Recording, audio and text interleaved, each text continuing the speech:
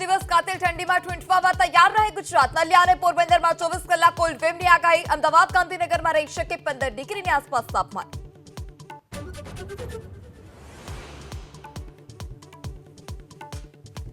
ભરૂચમાં કિશોરી સાથે દુષ્કર્મનો આરોપી 5 દિવસ પોલીસ રિમાન્ડ પર। કિશોરી સાથે ક્રૂરતા કરનાર રહેવાનની પોલીસે કરી સર્વિસ।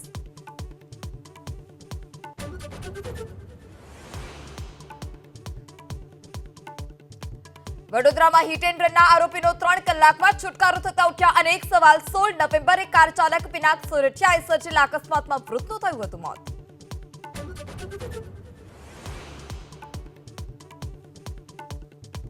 વડોદરામાં કરજણ નેશનલ હાઈવે પર વાહન ચાલકે અડફેટે લેતા 3 જૈન સાધ્વી ઇજાગ્રસ્ત। તમામને ખસેડાયા હોસ્પિટલ। અકસ્માત સર્જી વાહન ચાલક ફરાર।